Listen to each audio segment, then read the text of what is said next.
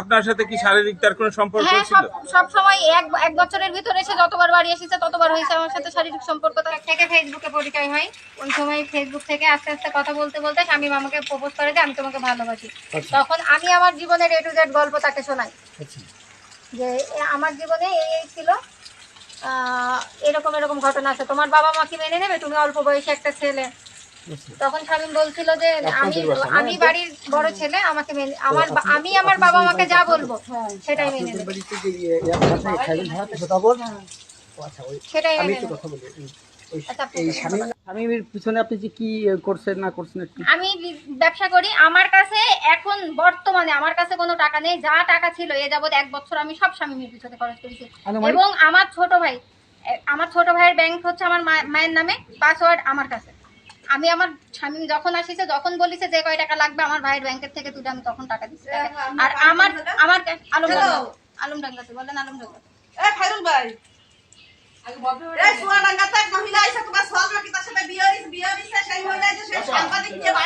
চ্যাটেও লেখা আছে যে আমি তোমাকে বিয়ের কথা বলছি, যে এটা হচ্ছে মোবাইলে কল রেকর্ডিং এ আছে এবং আপনার ফোনে আছে, চ্যাটে লিখে ও যে লিখছে সেটার প্রমাণও আছে, লিখিত প্রমাণও আছে যে আমি তোমাকে বিয়ে করব। আপনাকে বিয়ে করে লবণ দেখে এখন কি করবে? এখন বিয়ে করব না, আমার অপরাধ কি? তোমার কোনো অপরাধ নেই, তাই তো বিয়ে করবে না কেন? বিয়ে এমনি করব না। আপনার সাথে কি শারীরিক তার কোনো সম্পর্ক হ্যাঁ, ছিল? সব সময় এক বছরের ভিতরে এসে যতবার বাড়ি এসেছে ততবার হয়েছে আমার সাথে শারীরিক সম্পর্ক তার। তো আপনি একটা ছেলেকে এইভাবে, এখন সম্পর্ক হলে আমাদের যুগটা তো যুগ যেভাবে মানুষ তো সেভাবেই চলে, তাই না? ও আমাকে যেভাবে বোঝাইছে আমি সেইভাবে বুঝেছি, এইবার না সেইবার ছুটে আসবো। এমন কথাও আছে যে আমার পা ধরে কান্দিছে, আমি যখন বলেছি যে এইগুলো তো ঠিক না, আমার পা ধরে কাঁদতেছে, সেদিন এইবার দেখা করো, এরপরের বার তোমার সাথে দেখা করতে। ওই যে আপনার হাতে ওটা কি দেখা যাচ্ছে? এটা বিষের বোতল। বিষের বোতলটা কি করবেন? আমি বিষ খেয়ে মরে যাবো। দেখি কিরম বোতল। কেন স্বামী আমাকে ঠকালো কেন? সবকিছু জানে। এখন আপনি বিষ খেয়ে মারা যাবেন? কেন মারা যাবেন? কেন মারা যাবো না? স্বামী আমাকে ঠকালো কেন? আপনাকে ঠকাইছে? আপনার সাথে দেখা করতে কোথায়?